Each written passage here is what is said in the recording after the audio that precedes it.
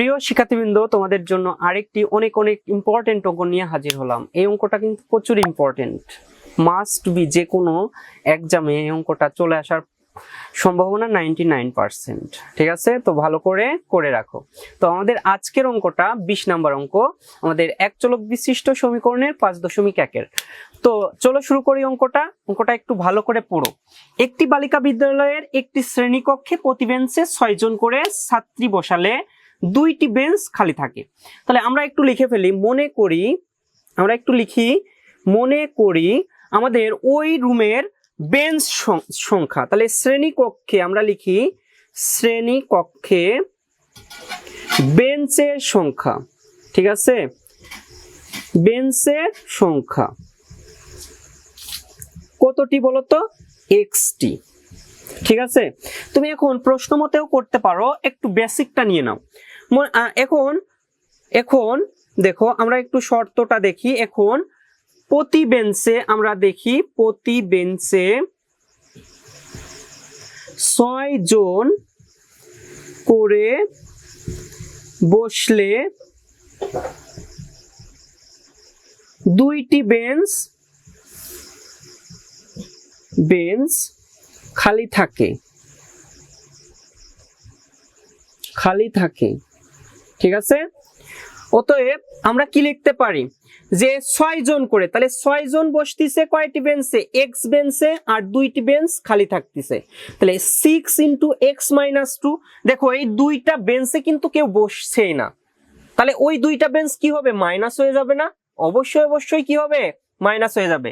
6 হলো আমাদের 6 জন ছাত্রী, কয়টা বেঞ্চে বসতেছে? xটি বেঞ্চে। আমরা জানি না কয়টি বেঞ্চে বসলো। এখন সেই কয়টি বেঞ্চে বসলো, এখন 2টি বেঞ্চ যখন ফাঁকা থাকতেছে তখন কি হবে? ওই 2টি বেঞ্চ তো আমার বসতেছে না, এই কারণে মাইনাস হয়ে যাবে। বেসিকটা ক্লিয়ার? তো এইটুকু আশা করি বুঝতে পারছো। ঠিক আছে, অতএব আমরা এখন পরবর্তীটুকু লিখি। কিন্তু প্রতি বেঞ্চে 5 জন করে ছাত্রী বসলে, 5 জন করে বসতেছে আমরা পরবর্তী অংশ। এখন আমরা একটু প্রশ্ন মতে দিয়ে লিখি, প্রশ্ন মতে। তাহলে 6 আমরা তো এইটুকু বুঝতেই পারছি, 6 × x - 2 = এখন প্রতি বেঞ্চে মানে কি? আমাদের বেঞ্চের সংখ্যা কি? xটি। তাহলে 5x, কয়জন করে? 5 জন। প্রতি বেঞ্চে বসতেছে 5 জন করে। ছাত্রী বসলে 6 জন ছাত্রীকে দাঁড়িয়ে থাকতে হয়, তাহলে ওই এক্সট্রা ছাত্রী কি রয়েছে? দাঁড়িয়ে রয়েছে। তাহলে কি ওরাও কি যোগ আকারে থাকবে না? তাহলে 5x + 6। তাহলে বুঝতে পারছো যে আমাদের প্রশ্ন মতে কি হয়েছে? এখন এইটুকু ক্যালকুলেশন করলেই কিন্তু আমাদের বেঞ্চের সংখ্যা বের হয়ে যাবে। তাহলে 6 এর সাথে x গুণ করলে 6x, আর 6 এর সাথে 2 গুণ করলে -6 × 2 = 12 = 5x + 6। এখন 6x রেখে দিলাম, 5x ওই পাশের থেকে নিয়ে চলে আসলাম, 6 + 12কে ওই পাশে নিয়ে চলে যায়। তাহলে 6 এর থেকে 5x বাদ দিলে আমাদের x সমান 12 আর 6 18। তাহলে আমাদের বেঞ্চের সংখ্যা কত? বেঞ্চের সংখ্যা কতটি? 18টি। বেঞ্চের সংখ্যা 18টি। তোমরা কালকেই কি করবা বলো তো? 18টি। ঠিক আছে, তোমরা এই 18 জন ব্যক্তি তোমরা ক্লাসরুমে যাবা এবং এখানে যে কাজগুলো করানো হয়েছে, বলা হয়েছে, তোমরা সেই কাজগুলো করে দেখবা এই অঙ্কের সাথে মিল হয়ে যাচ্ছে।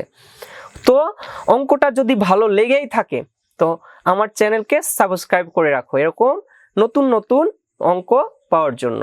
আজ এ পর্যন্তই। সবাই ভালো থাকো, সুস্থ থাকো।